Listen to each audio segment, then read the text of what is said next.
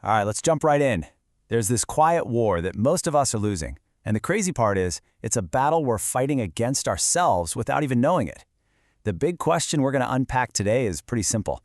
In all the chaos of life, what's the one thing you actually have control over? My answer? Well, it might not be what you think. This quote from Jim Kwik.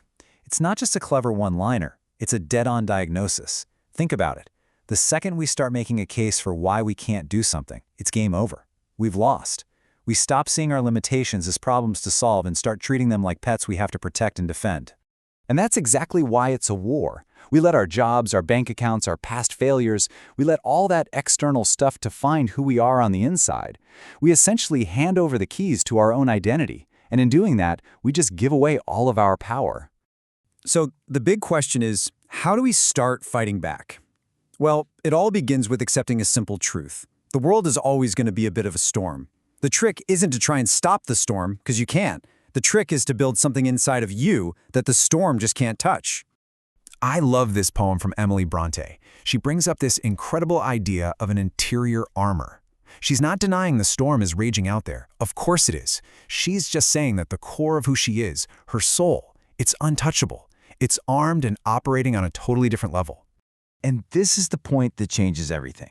The world's going to do what it's going to do. Other people, luck, rejection, all of that is outside your direct control. The only variable in the entire equation that you have total command over is you. Your choices, your mindset, your character. You are the variable. And you know, this line of thinking isn't new. It actually brings us to a really powerful, really ancient solution. The Stoic philosophers, they built their entire way of life around this idea. If you want to handle the chaos outside, you have to first build an unbreakable line of defense on the inside. So you have this guy, Marcus Aurelius, who's literally running the Roman Empire. Talk about a stressful job.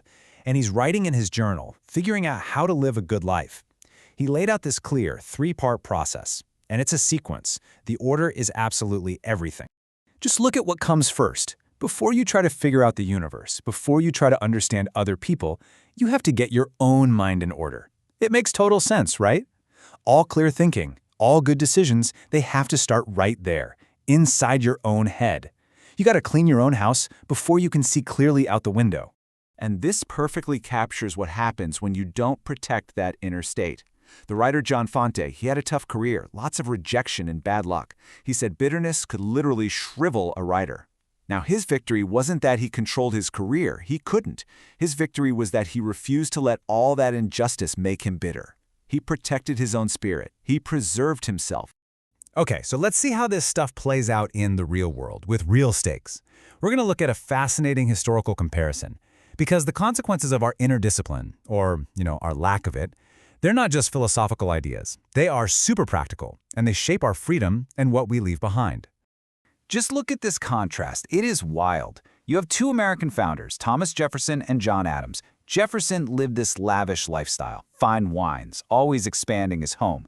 Adams lived a much simpler, frugal life. Now here's the crazy part. They both died on the exact same day.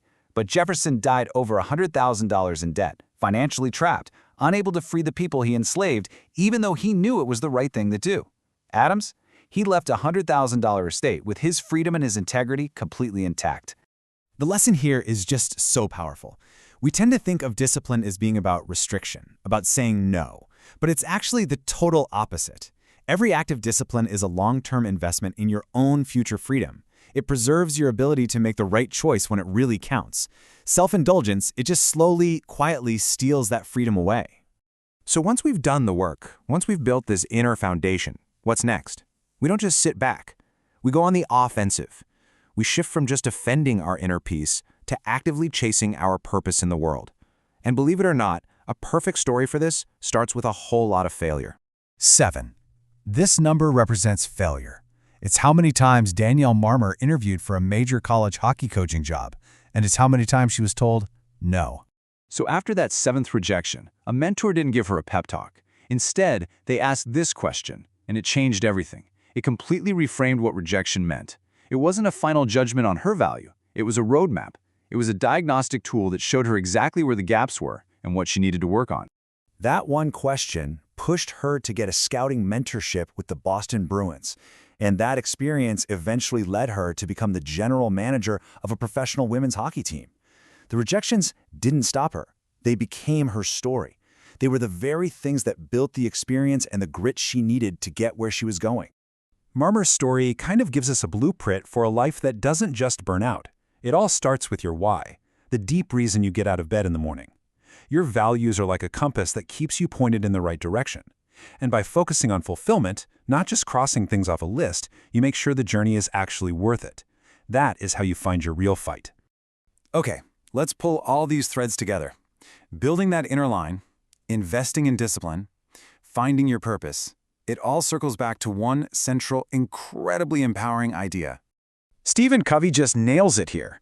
This doesn't mean that there aren't real problems in the world. Of course they are. But the instant we decide the problem is entirely outside of ourselves, we drop the only tool we have to fix anything. We just give our power away. And this proverb is just a beautiful way of showing the value of taking on that responsibility. The things we have to struggle for, the wisdom we get from overcoming our own challenges, that's the stuff that actually sticks. That's what builds real, lasting strength. You value every drop because you know what it took to get it. This is it. This is the most clarifying, maybe the toughest principle of all. It doesn't mean you caused every bad thing that ever happened to you. Of course not. What it does mean is that you are the only one who gets to choose your response.